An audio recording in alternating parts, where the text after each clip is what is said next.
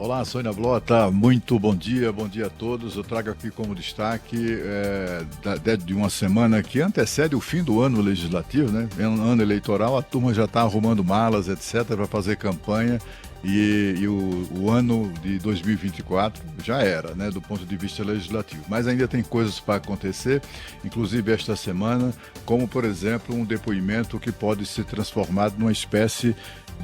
no depoimento de uma espécie de testemunha-bomba na CPI das apostas esportivas no Senado Federal. Um senhor chamado José Francisco Mansur, que foi assessor especial do ministro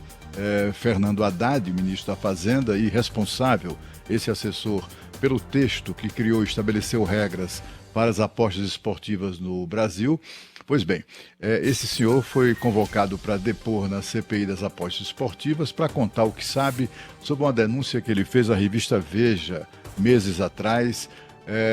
falando que foi abordado, ele denunciou à revista Veja que foi abordado pelo deputado Felipe Carreiras, de Pernambuco, relator da CPI das apostas esportivas na Câmara, que teria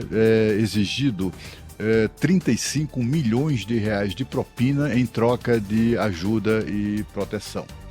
Pois bem, a CPI das apostas esportivas no Senado, outra CPI, está se transformando aos poucos numa CPI do achaque, porque afinal de contas há também denúncias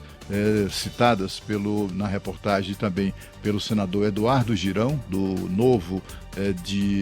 lá do Ceará, que é o autor do requerimento de convocação de Mansur para depor na CPI na próxima quarta-feira. Há uma grande expectativa em torno disso, até porque ele, enfim, certamente tem muito o que falar sobre isso, né? Há denúncias de que vários parlamentares daquela CPI na Câmara, até assessor de parlamentar, procurou o presidente de uma associação nacional de jogos de loteria, Wesley Cardia, e que ele relatou, numa conversa reservada, que ter sido abordado exatamente pelo deputado Felipe Carreiras. Bom, o fato é que esse senhor, o assessor especial do Ministério da Fazenda, foi demitido depois pelo ministro Fernando Haddad. Isso, alguns poucos meses depois, o assessor foi demitido. E, na ocasião, o ministro da Fazenda disse que, na verdade, ele pediu para sair por questões pessoais, etc. e tal. Mas o fato é que, coincidência ou não, também um pouco tempo depois, o ministro da Fazenda baixou uma norma que está sendo chamada de Lei da Mordaça no Ministério da Fazenda, que proíbe assessores, sobretudo da área de comunicação, mas isso abrange toda a assessoria do Ministério, que proíbe de se manifestar publicamente sem autorização superior, de comentar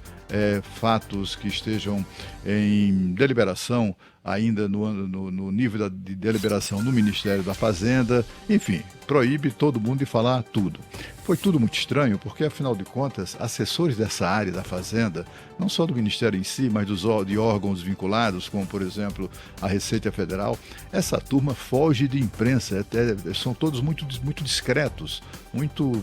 temerosos, né, porque sabe da responsabilidade que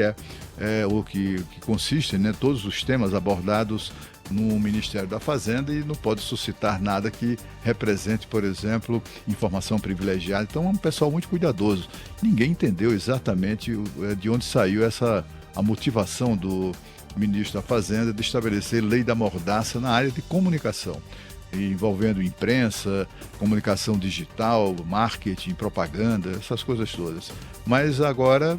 já se sabe que, ou pelo menos a interpretação corrente, é que esse decreto, essa portaria, melhor dizendo, do ministro da Fazenda, a portaria da Lei da Mordaça,